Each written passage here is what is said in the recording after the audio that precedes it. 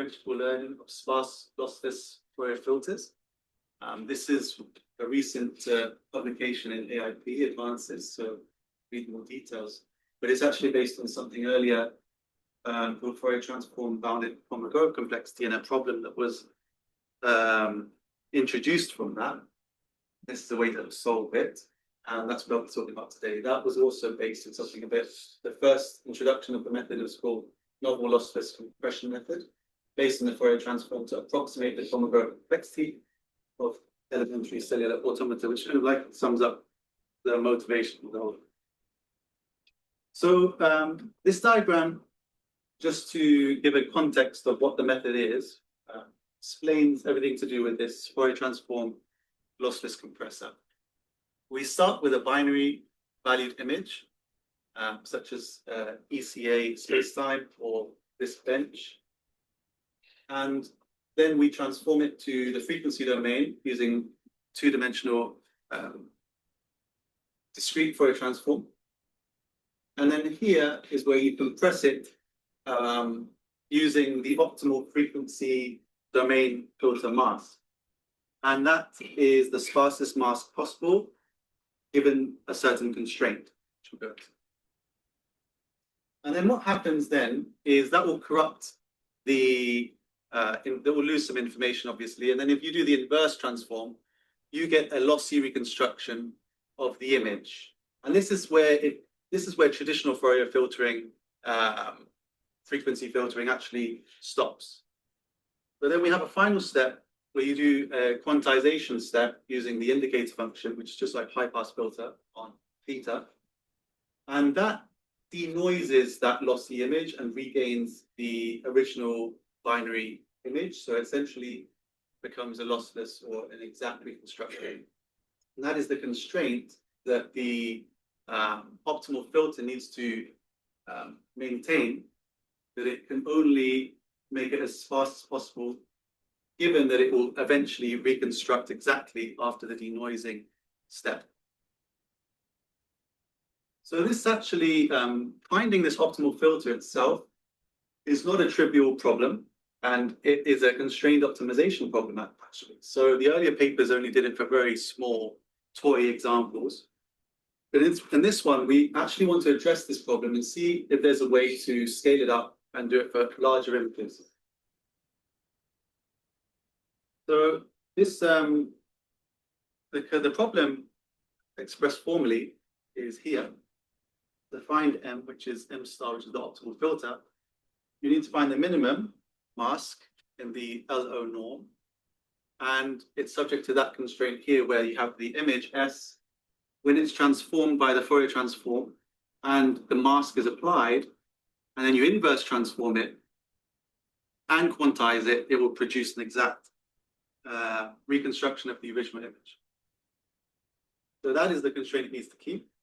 And obviously, if you were to do this and test, if you were to remove every coefficient in the mask or every position in the mask, which corresponds to a Fourier coefficient, if you do that one by one, greedily, and you have U by V mask, that will obviously be 2 to the UV possible combinations, which is quickly infeasible.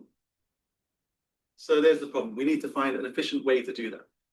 So this is a related task. It's neural network pruning. Surprisingly, it's very related. The objective in neural network pruning is you have to find a compact subset of parameters or weights that preserves the model performance. So in our case, the analogy would be the dense network would be our Fourier representation of full spectrum. And the sparse subnetwork that you're trying to find would be equivalent to the learned frequency mask, sparse mask. Another very similar task, which is actually what we draw on to solve it, is neural compression. And if you think of it in a certain way, this entire pipeline can be thought of as a single layer neural network, where the inputs are the transformed image, or a transformed image. The frequency domain filter mask, what we're trying to find, this optimal mask, is equivalent to the binary weights.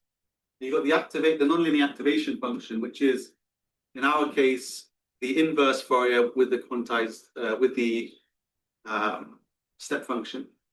And then the outputs would be the exact reconstruction. So if you frame it like that, you can see why we can draw on a lot of things from neural compression to solve this. So what would be, if we solve it using that, what would be the loss function?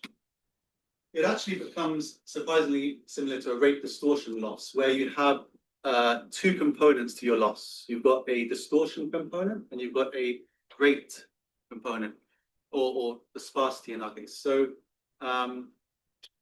what you're trying to do here, you're trying to minimize the LO norm, the number of ones in your mask. So you're trying to minimize that to make it sparser. In the most extreme case, everything's 0, and that's the best case outcome for that.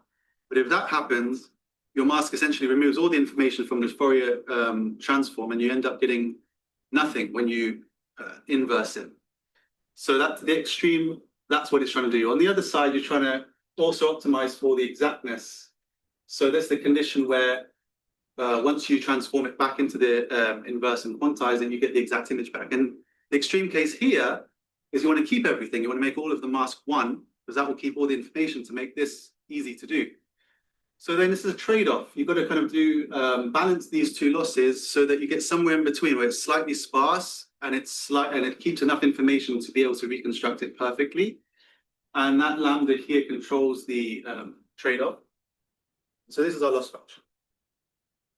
Now the problem is with this loss function, you have a step function which is non-differentiable. So that kind of blocks our path to using gradient descent.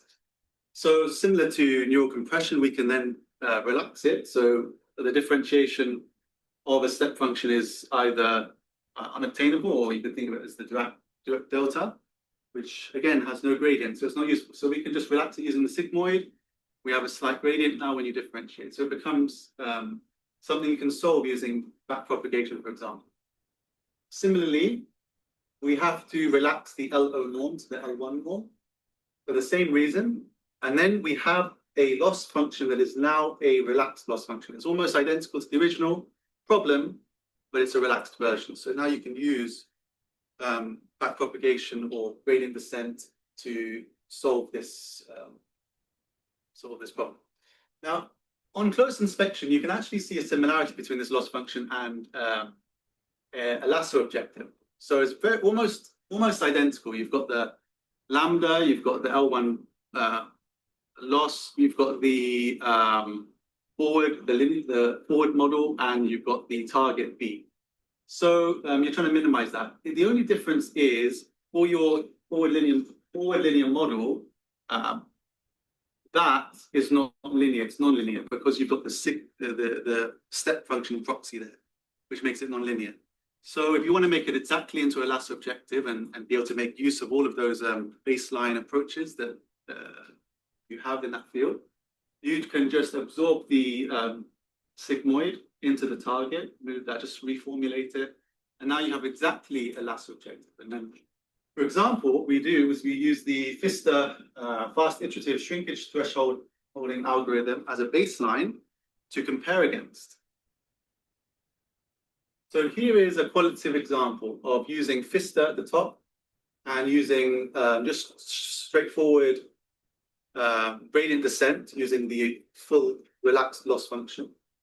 And what you see on the left here is the original image. On the right is the reconstructed image, and in the middle here is the learnt mask, or the mask that was found.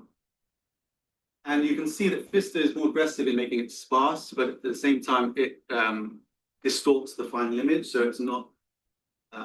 So that's, you can see the trade-off in action here, whereas the STE stands for straight through estimator, but the gradient descent approach directly is able to keep more of the fidelity of the image at the cost of having a denser mask. The main point is it's scalable. Either approach is scalable. You can see if we were to use a greedy approach, this is the log wall clock time, and the greedy approach is exponentially increasing with image size, whereas the Pfister approach or the gradient descent only increase linearithmically, which is good. Here it is applied to a lot of elementary cellular automata space-time diagrams, increasing complexity. We had different rules that we use. The left side here is Pfister, the right side here is using the gradient descent approach direct. The far top image is a simple example of a simple rule, a complex rule, a chaotic rule, and just pure noise. And what you have again is on the left, the far left is the original image, and the far right is the reconstructed image. And then in the middle is the mask that was found. And you get some interesting patterns of masks that are found at this scale, which is itself quite interesting.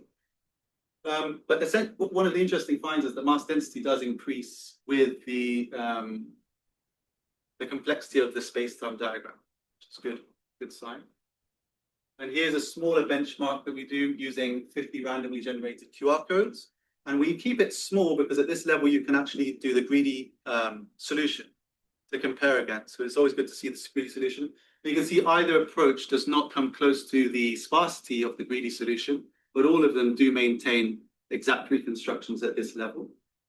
And Pfister, as you can see, is slightly, the black dots here are zeros basically. So it's removing coefficients. So slightly sparser than straight thrust.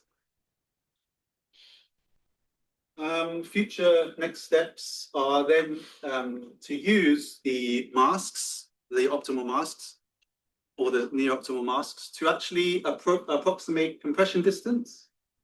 So you can then see similar images, have similar masks, etc. And you can then use that to do compression-based image ranking, clustering, or classification, which would be a nice extension. Thank you very much.